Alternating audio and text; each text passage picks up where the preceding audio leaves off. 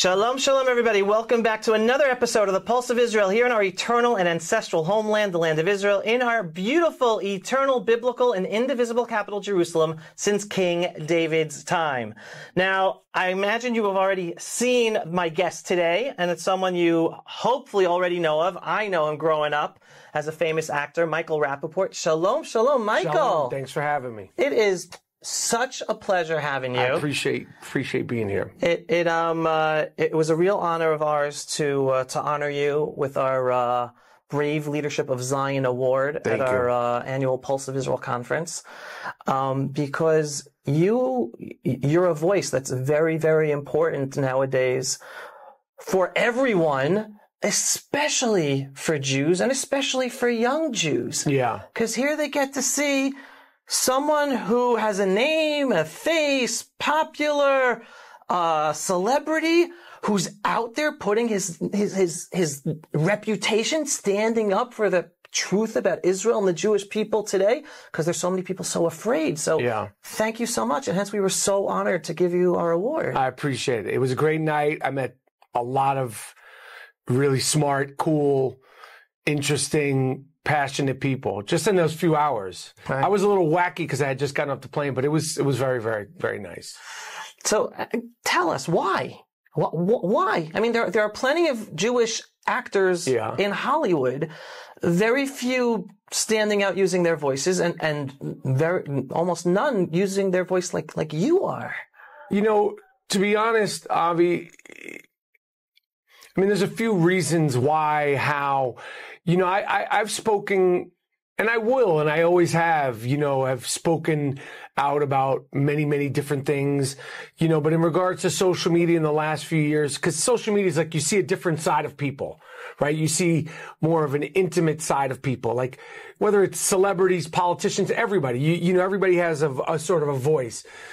I've always been adamant about speaking, standing up, articulating my feelings and thoughts and, sticking up for when people I feel like are done wrong. And, I've done it, in the past on behalf of, Jews and anti-Semitism, anti-Jewishness, anti-Zionism, it's all melded the same to me. I don't like these anti-Semitism, anti-Zionist, to me, it's all, you don't like Jews. You're right. Right? You're right. You got it. It's because you give them a little inch and then they're like, well, I don't have a problem with, you don't like Jews. Right. So let's just say anti-Jewishness. I've spoken out on that, and I've spoken out on, LGBTQ, Black Lives Matter, environmental, women's rights. When there was the SAG strike, Screen Actors Guild, I was very adamant about that because I thought we were getting screwed over. And every other thing that I feel passionate about. And I'm certainly going to speak loud and proud when it becomes F the Jews, when it becomes kill the Jews, when it becomes the Jews don't matter, squelch the Jews. Since October 7th, it's grown because I feel like outside of Israel, because you guys have a different perspective on the conflict, the historic conflict, with Gaza, with Hezbollah. You have a different understanding. If you're from here, you spend time here, and I didn't spend any time here. You have a certain understanding. Certainly if you're born here, like you understand what it's like to be under siege and attack and, bomb shelters. And this is a part of it's part of the fabric of Israel. Right. Architecturally speaking. Right, socially. No. I mean, like, you would know if something happened, God forbid. Oh, where to run. Where you would say, okay, where to go. If you're in your home, it's part of the fabric of Israel. Right, I hear and there's a reason why we don't have bomb shelters in New York City. Right. There's a reason why we don't have bomb shelters in New York City. Right. There's a reason why there's no bomb shelters in the United States. We don't need them. Right. So there's a different way of growing up. It's a different way of living. It's a different way of raising your kids. Different understanding. Obviously, you understand it, and I'm sure the majority of your audience understands it. And so that very tangible, very real since the inception of Israel, is a very real, factual, it's like breathing. It's like, this is just part of being in Israel. You know, and in regard to what's going on in America, in the United States, in New York City, you know, I speak mostly on New York City because that's where I'm from. That's where I live. And that's where I'm bearing witness, you know, mostly, you know, and on social media, which another place you know, we're all bearing witness. Yep. You know, that's all part of it too. And, you know, my voice and how I got here, why when it becomes standing up for myself, you know, like, it's like, first, like, Jews, you want to kill me? You want to kill all of us?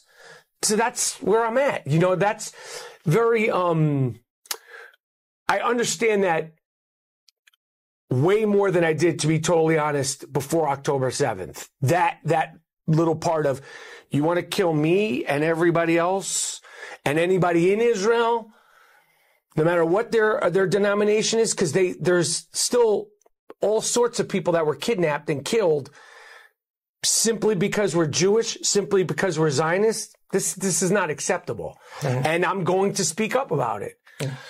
No, but still, it's amazing and worthy of an award and attention because you're one of the few.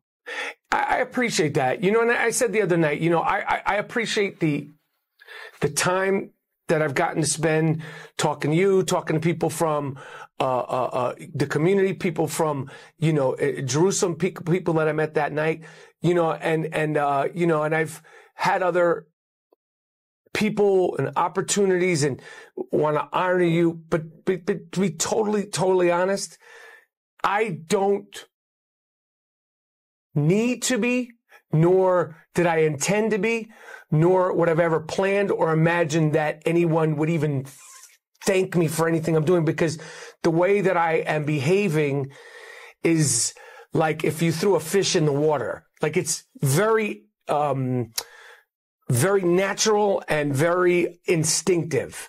And in a defense mode, which I feel like, you know, when I'm articulating myself, and what I do is easy compared to the soldiers.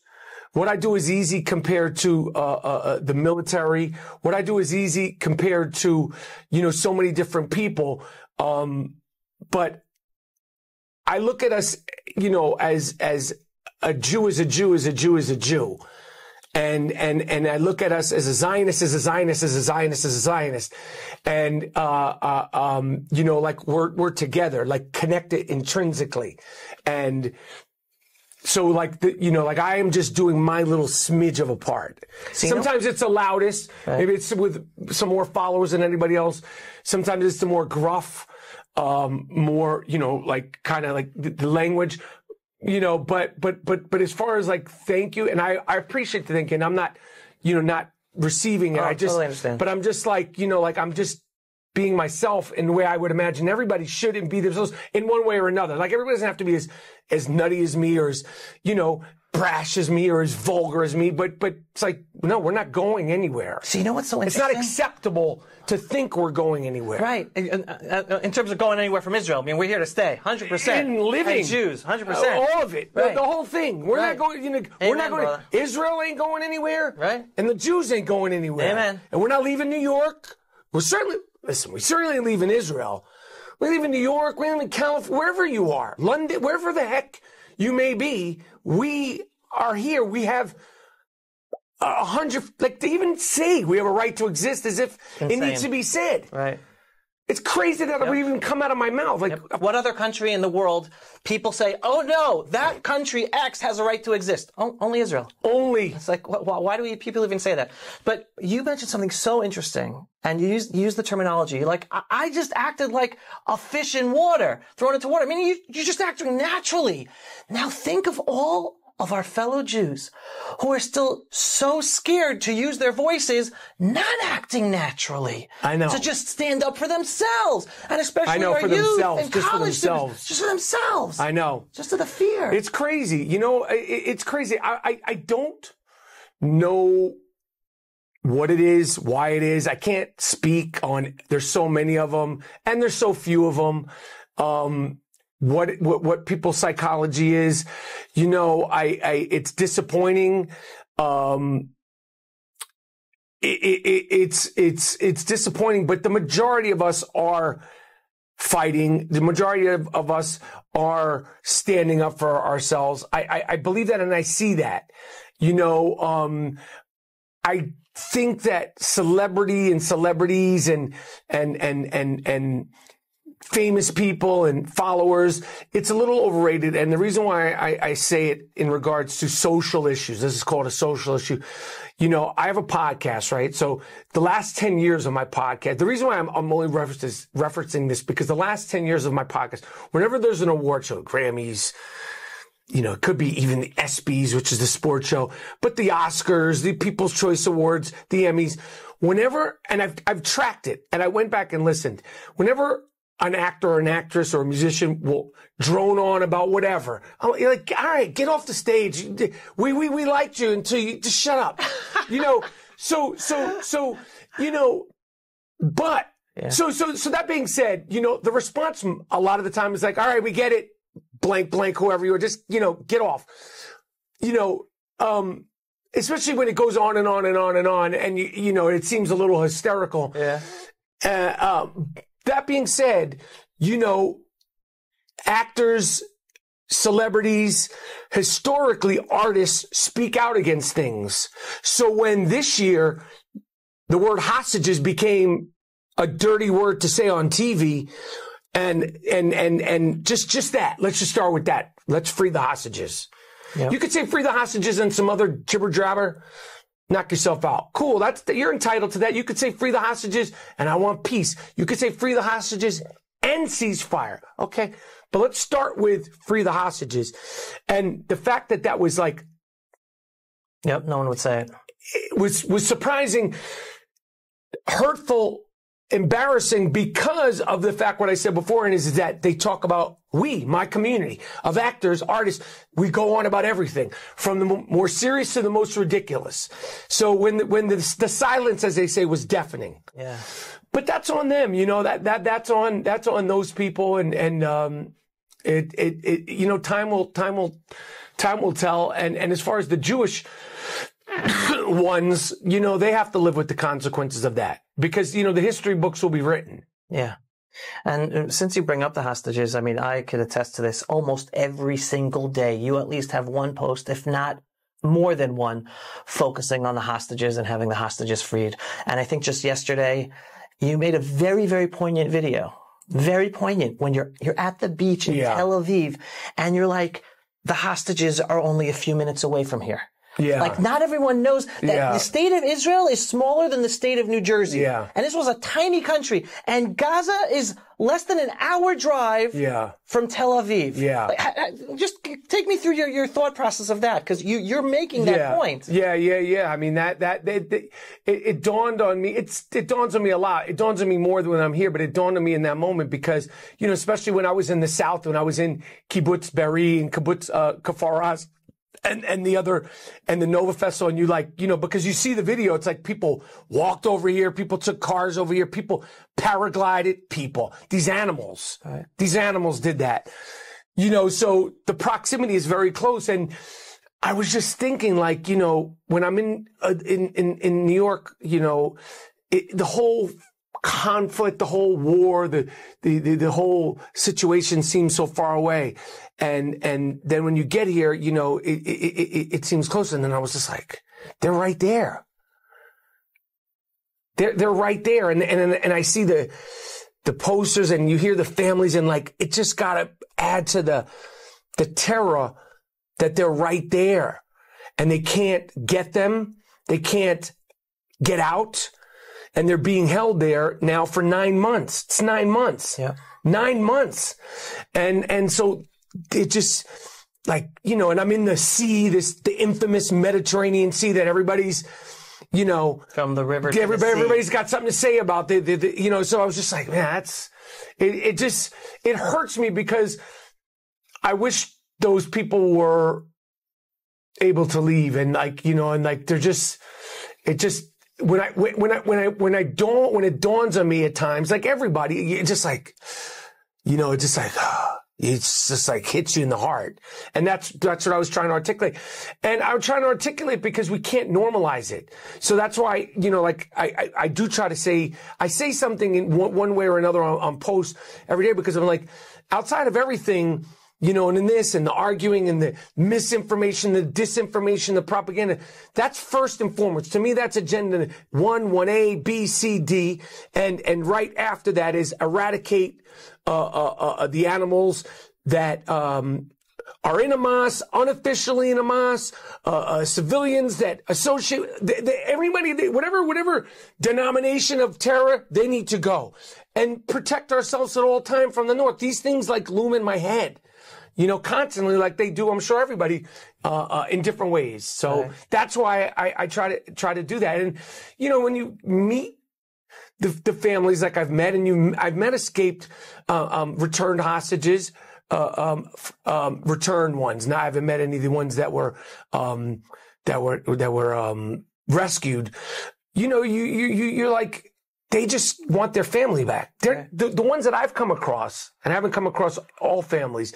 They're not even angry. They just want their family back. Right. They just, I'm sure anger, but they, like, before the anger, they just, I want my son back. I want my father back. I want my grandfather back. Right. So I just try to just do the little tiny bit I can to voice that. And also I'm voicing for myself, because the whole thing stresses me out, and it concerns me, and it concerns me for the state of Israel. It concerns me for the safety of Israel. It concerns me for the sovereignty of Israel. I don't like the smear on Israel. I don't like the smear on Jews. I don't like, and that's, you know, here. What we're going through in the United States is a different, it's like, they're almost like two different things in a way to me. Right. So I want to ask you something from a totally different direction. This is now your fourth visit in Israel since October 7th. Yeah. We're a country at war. I'm in the middle of my IDF reserve service. Every few months I'm back in and out. I have two sons fighting in Gaza right now. I missed the funeral, but one of the soldiers killed yesterday is the son of a friend of mine. I'm going to visit him tomorrow with my father. He's a student of my father's.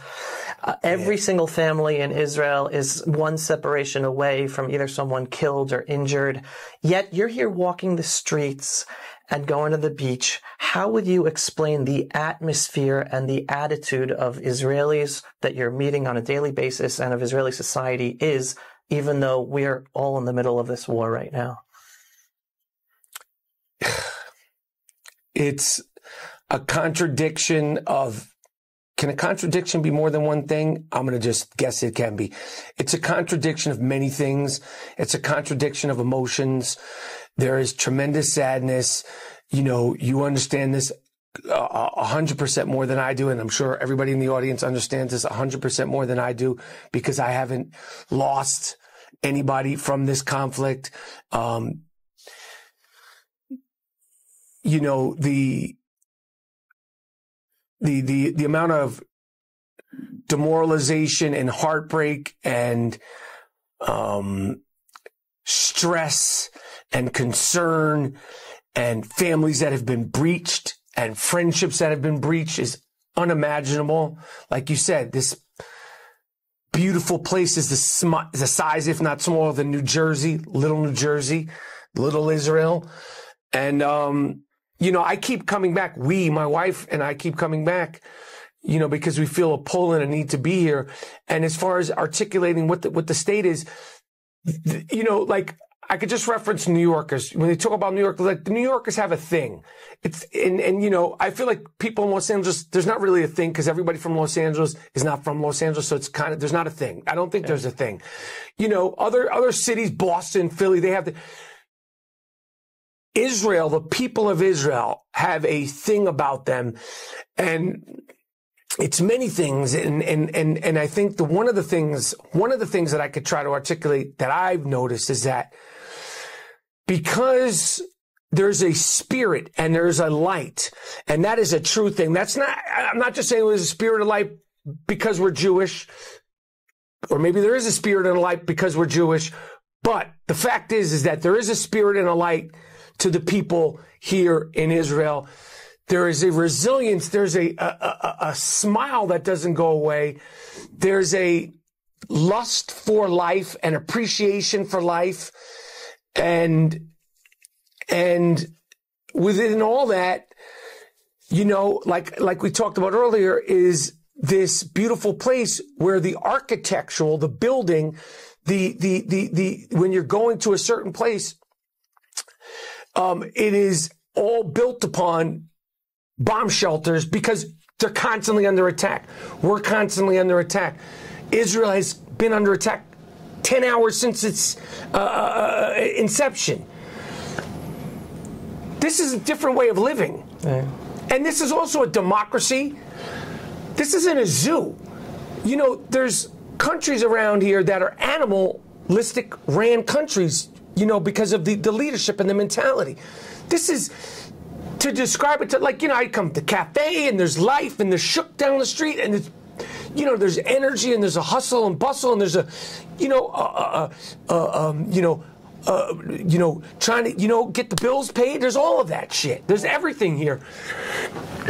and there's a war right over there, and there's, you know, tax, and there was a stabbing in, you know, up north in Carmel just a few hours ago. You know, so there's all these things that are, you know, it's not like it was a, you know, in New York you hear about a stabbing, like somebody got their chain snatched and it was a stabbing. Here's like, it's a stabbing to kill you because you're Jewish. Right. Do you know what I'm saying? Yeah. You're from the West Side. Yeah. So you hear about, like, somebody got there was a attempted robbery and then someone shot somebody. Here it's like, no, there's no attempt. It's like they just want to kill you yep. because you're Jewish. Yep. That's different. Yep. There's no gang, like, oh, it was a gang-related shooting. No, I'm coming down here to kill you because you're Jewish.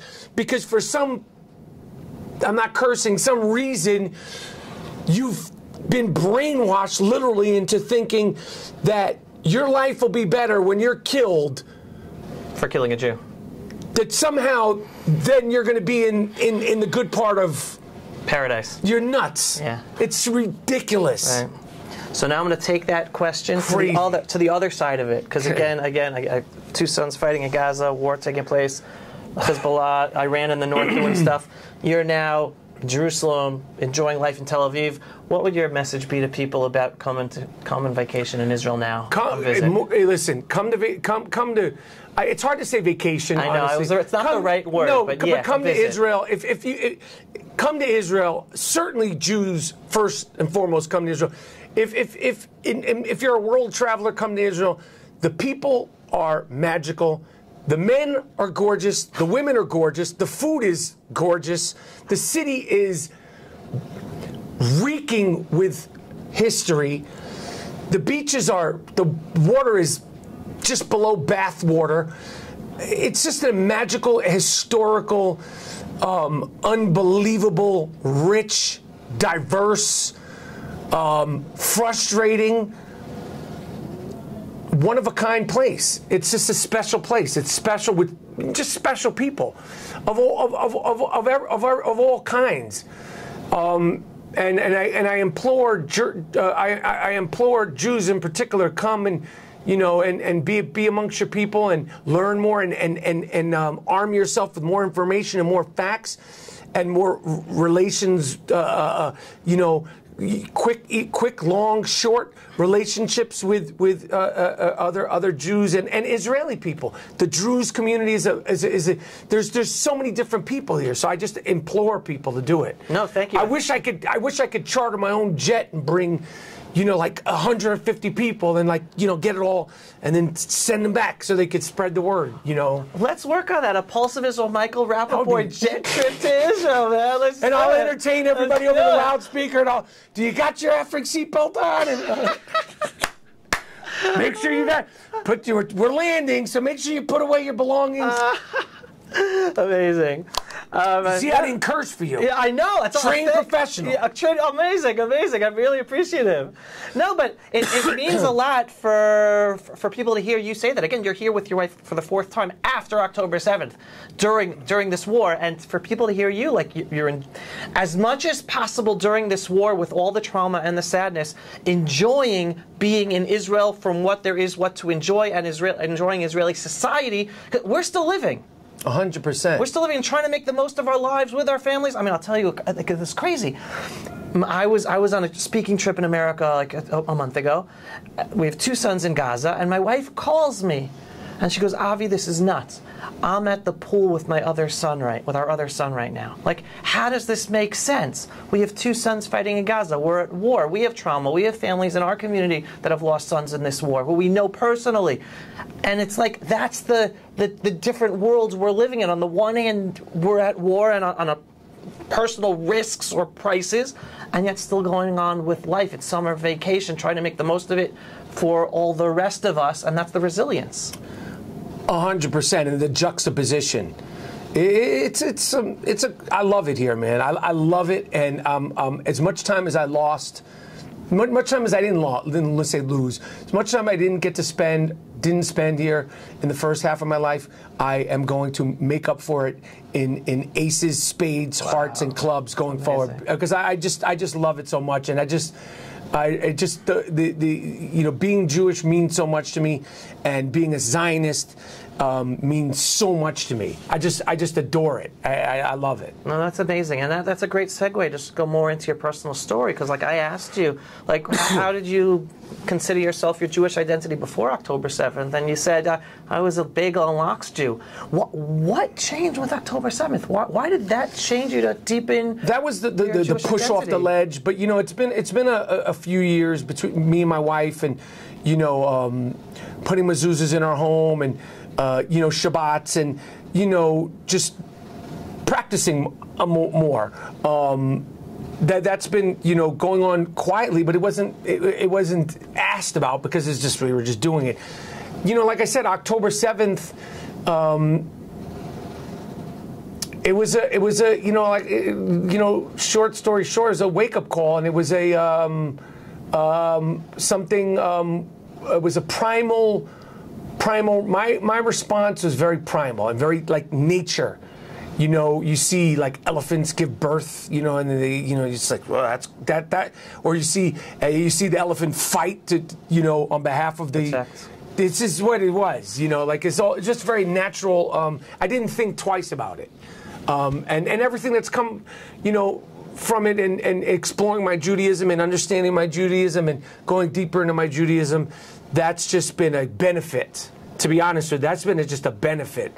Like, that's been like a blessing for me to have that at this time, especially when I'm so open to it, and so it just, the timing is just perfect for me. Wow. And personally, I get so inspired when I see you post a lot of times, a lot of days, putting on your tefillin, every day, your phylacteries, every day. I wanted to go to the hotel today, but I don't know if we're going to be able to go. But what did I say when you told me there's a synagogue right next door? To go put on your phylacteries. They're going to hook me up, right? You got it, of course. I'll make sure it happens. I don't feel right. I don't feel the day is complete if I don't. Wow. Can you explain why? I don't know why. Wow. I'm not exactly sure why. I know, like, rapping with the in the synagogue over here, it's different experience, and I as much as it means to me, I know that especially for them, it's a mitzvah for them. It's a mitzvah for me to put them on. To put them on, and the thing that I love about tefillin is it gets me closer to my Judaism. It's a mitzvah, but also it makes me and allows me to think only about everyone else. I battle with my selfishness. I battle with being busy. I battle with my addiction to the phone. Like, a lot of other people, all these things. So I know that, like, and I like to do a long tefillin wrap. I like to wrap. I like to stay in it because it's just a peaceful place where I'm able to focus on everybody but myself. So that's why I like it. I don't know if that's the right reason to like it. No, beautiful. That's your right reason. Yeah. And it's interesting because it very much connects with my wife and I have 4 boys. So 4 boys, that's crazy. Thank God. Oh, beautiful, beautiful boys. Awesome. One married, others dating, youngest in high school.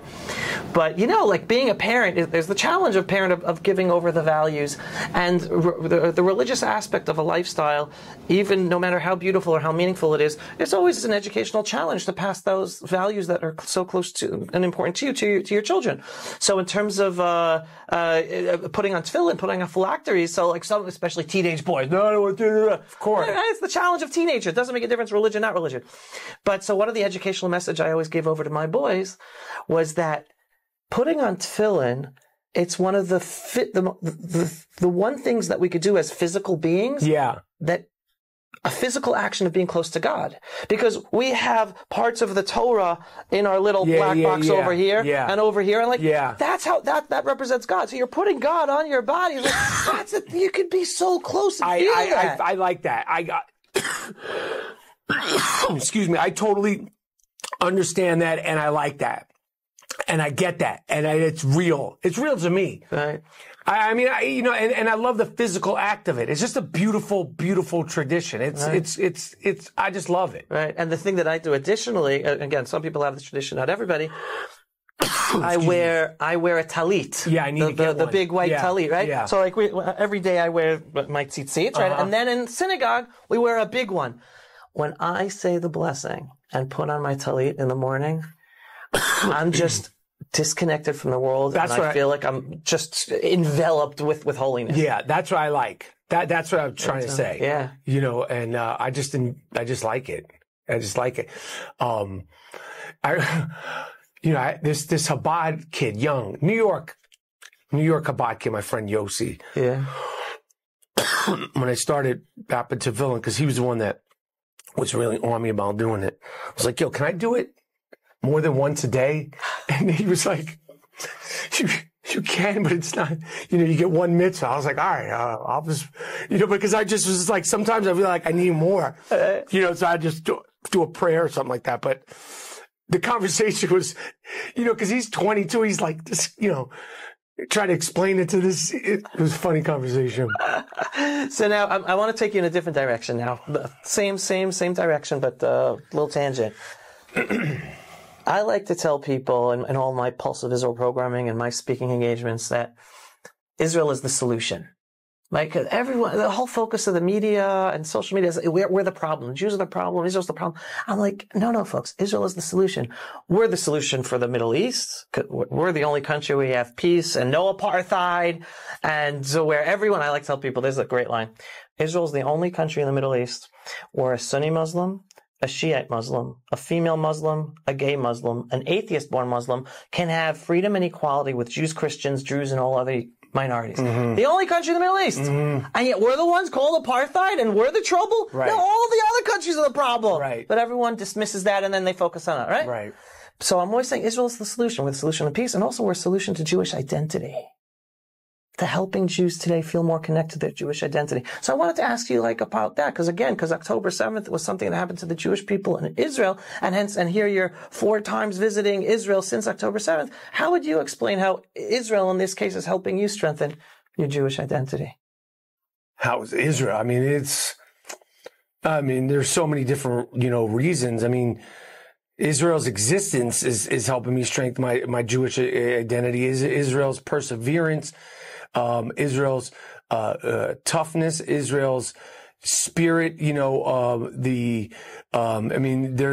is it not? There's everything about it, everything you just named and more is helping me. And, Israel's flaws and complications and, all of it. It's all helping me, and I'm trying to embrace all of it, and I say flaws because the reason why I say flaws is because one of the things I think that propaganda-wise, Israel, for some reason, trying to, like the naysayers want to hold Israel to unattainable, perfect standings. There's I have flaws, you have flaws, my father has flaws, this building has flaws, my car has flaws, let alone, Manhattan has flaws, Brooklyn, New York City has flaws, certainly the United States has flaws. Of course, Israel's gonna not be perfect. Neither are you. So it's like, but why Israel's supposed to be held to this, like, you bat 1,000, you're perfectly groomed, everything's perfect. It's like crazy. And Israel's 75 years old. My father's 91. My father's been alive longer than Israel. There's obviously a lot of people that are older than, the state of Israel. There's so much room for growth and so much room, for things to, improve, and blossom and bloom from this place. Why it's supposed to be, held to this perfection is it's because it's Jews. That's why. Right. And it's interesting. First of all, I like to tell people, like, well, Israel is 76 years young. We're 3,500 years old. I like that. People like internalize, like, whoa. It's like, I remember I talk to some kids sometimes and I say, guys, the modern state of Israel is the third Jewish Commonwealth. They're like, wait a second, we were never taught that. What does that mean, the third Jewish Commonwealth? I'm like, well, we had the first temple times with the kings, King David, King Solomon. Then we had second temple times. Those were the first 2 times we had a state. Yeah. This is the third time the Jews are back in our own sovereign in our own state. Yeah. So then it's like helps kids have a bigger perspective. Oh my God, it gives them like the pride. Yeah. Yeah, no, it's not. They're not the outsiders and only 76 years and kicking other people. No, this is our homeland, our ancestral homeland. Yeah. But the other thing in terms of the Jewish identity and Israel is there are so many Jews out there today who are afraid of being outwardly proud of their Jewish identity or outwardly proud of Israel. And since you're going through this own process on your own, like what would you say to them? What would be a message of yours to those fellow Jews who, because of the reality, there is that fear to how to overcome that? I think there has to be an impotence to want to explore more, to discover more, to understand more. And I mean, all I could say is it's just one of the greatest stories, ever. The history is so rich. The perseverance is unlike other. We all like underdogs. I mean, Israel is an underdog. Yeah. This is like a puppy, like whatever kind of puppy or a cat, like a kitten or whatever animal's your favorite animal, baby dolphin. You could see whatever, imagine a baby gorilla, giraffe, a gerbil, whatever you're into, this blossoming, beautiful puppy, I'll go with puppy, amongst, everyone around is trying to kill, and this little beautiful puppy is continuing to grow, and there's so many now millions of other puppies that are like fighting back, and it's just that, we all love, underdog stories. Israel's, I don't know if it's the greatest, but it's certainly one of the greatest underdog stories ever. 100%. I mean, I think this is something you'll appreciate. When I talk to high school kids and college kids, and again, they're all in the universities teaching them all about the oppressed, oppressor, and all that stuff. I'm like, folks, don't you get it? We Jews, we've been exiled and persecuted for over 2,000 years, and we're the only indigenous nation to return and be sovereign in their ancestral homeland. We should be the poster child of every university and every classroom in the Western world that's talking about human rights, equal rights, overcoming oppression. We did it! Yeah. But instead of looking up to us as an example of how you overcome it and move forward and do good for the world, for humanity, they're looking at us as being the evil, the epitome of evil in the world. These people are like, they don't know, that voice, these is people that are like, tell you 1 and 1 equals 6. Right. This is like, you're like, if you know the story is the story. If you listen to, if you watch Star Wars, the story's the story. Michael Jordan's story is Michael Jordan's story. Israel's story is the story. You can't cheat the story. The story is the story. Michael Jordan won 6 rings and 6 MVPs. That's the story. Israel's facts and Israel's history is Israel's facts and Israel's history. You can try to, maneuver in this and that and all that stuff. It is what it is. Right. The facts are the facts. Right. Right. No, I like to say, like you were saying, we're like the most inspiring story of humanity. And it's just about getting more Jews to internalize it and own it. Yeah. And then be proud of their Jewish identity. I personally, as much as I get concerned, frustrated, and I personally think, one of the good things that'll come out of this time is I think the majority of Jews will get there in some shape or form. I do believe that. I think so. I do believe that. I hope so. And it's interesting because you brought up before, like, Israel's not perfect. And I say this also, no society is perfect. No human organism that is perfect. Anything that includes humans and humans running any organization, nothing's perfect. And so my call out to my fellow Jews, and if you're listening, listen up.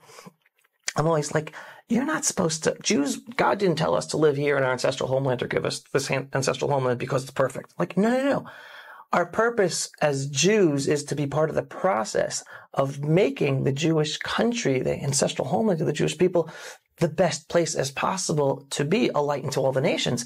So by you sitting on the sidelines saying, I'm not coming until it's perfect, not only are you wrong, you're missing out on being part of the most inspiring life project you can be as being a Jew in making the ancestral homeland, the Jewish state of Israel, be that better place for all of humanity. I agree. Wow, I got an agreement from Michael. 100%. Well, Michael, listen, it's been a pleasure having you. Pleasure being able to talk to you. Look forward to future trips and absolutely hosting you here. And if you haven't seen Michael Rapaport's videos in Gush Etzion, you got to see them. Can you share like what like blew your mind about your visit out into Judea and Samaria and Gush Etzion? One of the things was when you're seeing the wine presses that are obviously thousands of years old, and specifically the mikvah was like, because that's only Jews would go and go into a mikvah, right? And it was thousands of years old, and it's. Like that was a trip to me. Yeah. It's one thing to hear about it. It's one thing to read about it. It's one thing to see pictures about it. But when you go physically or going into it, you're like, oh, it's different, Yeah. So, like it's different. And that's what I say, like, in terms of being here at the right time for me and having, a voice and also some of the newness about it. Some of the, so for me now, at 53, when I first went there, my birthday took place recently, but like going there now, like, having that experience, if I'm a teenager, I'm like, okay, let's, but having that now, I'm like, oh, like a mind blowing. Yeah. So that's why I think it's the way it was supposed to be. Yeah. You know what I mean? Because my response is genuine. Yeah. 100%. And my response is seeing that and everything that I see and going as far and, all the beautiful things that I've seen and all the magical things about Israel, just walking here, like, I'm like, this is crazy, man. Like, the energy around, like, this is just, is it Wednesday? Like, it's Wednesday at 3:00. I'm like, this is crazy energy. And crazy, Jerusalem. Like, the people, like, it's just like you're seeing all sorts of, like, and people are just going to get their things, to do their thing. Like, it's just a lot of misconceptions. Yeah. So, and I love it. I love that energy. Yeah. Very New York to me. The energy of Jerusalem. I hear you. That particular, near here is very New York. Yeah. It's the excitement. Yeah. No, I hear that. You know what I'm saying? I hear that. Yeah. But for those who don't know or didn't see the video of Michael and Gush Etzion at the mikveh, so first of all, I remember seeing that. I saw it, I guess, after you posted it within a few hours. I'm like, wait a minute, Michael Rapaport was here in my hood? Because you live close to that, right? Gush Etzion? Yeah, I'm right across the hill. Yeah, you think? My kids go biking. I don't know where I am. I'm like, you could, like, my Hebrew, like, you could plot me anywhere. And I'm like, you could be like, you're in so-and-so town. I'm like, okay, cool, we're in I don't know where I am. I'm like learning. You were 5 minutes away. And also, like, and I was like, there's the sea, and there's the river. Unbelievable. That is mandatory for every person in the world to see that video. Just when you, there's so much scrutiny over the river and the sea, you're like, and then when you're at the mountains, you're like, you ain't coming up here. Like, we're crazy. Like, so like all that stuff is very, very the timing's been great, I think, for me to digest everything. No, 100%. You know what I'm saying? Yeah, and Michael's referring to the one he did at the top of the town of Neve Daniel, which again is right across the hill from me. Like we see that outlook where you were standing from my porch. Like one day I'll host you at my house. You'll be able to see exactly where you were standing, and you'll see Jerusalem, and you'll see whatever. But we're like, no way, he's right here. But that message, you knocked that message out of the park because you saw it. You saw it from the river to the sea. The fact that they want to take this land away from us means we have nowhere to live, and they could attack us anywhere. And you gave especially high up. Exactly. That we're in the mountain region. Yeah. It's crazy. It's very, when you're seeing it and you're physically seeing it, you're like, it's just a different thing in your head. Yeah. And I don't know how clear it was in that day. That's what I mean. Was it perfectly very clear. Right, because you could the whole thing see the Mediterranean. Like, I could see the whole thing. So yeah, I was like, wait. So it's just like, like you're like that emoji, like you know. Yep. You literally see the Mediterranean to the west, and you see the Jordan, the mountains of Jordan, and there the river, Jordan River, down to on the east. Amazing. Well, again, Michael, thank you so much. Thank you. Thank you, guys. May God bless you. That's like a Sephardi thing that I took on. I just love it. It gives it like an appreciation and love for a fellow Jew. Yeah. But may God bless you to continue to enjoy your journey with your wife and develop your relationship strengthening your Jewish identity. Thank you. And we're always here for you. I appreciate it. Us here in Israel and as fellow Jews, we're always here for you, man. I appreciate it. Amen. Thank you, Avi.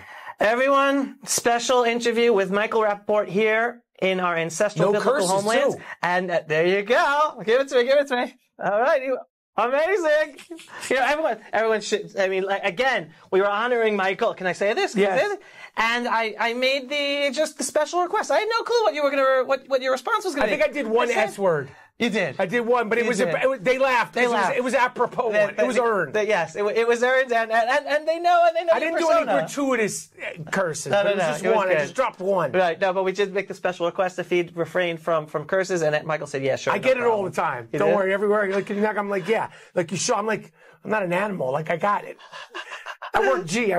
If you want me to book me for a cartoon, I'm good with cartoons. Oh, amazing. All right, everyone, signing off for another episode of the Pulse of Israel here in our eternal and biblical ancestral homeland Israel, in our biblical, ancestral, indivisible capital Jerusalem since King David's time. If you are not yet a subscriber to Pulse of Israel, go to pulseofisrael.com and click to subscribe. And we're highly censored all over social media. If you agree with these messages and videos, you want more people to be able to see them, click on the donate button on pulseofisrael.com every once in a while. Signing off. Shalom, everyone. Thanks for watching. Pulse of Israel, frontline videos from the Holy Land. Support our work by donating today.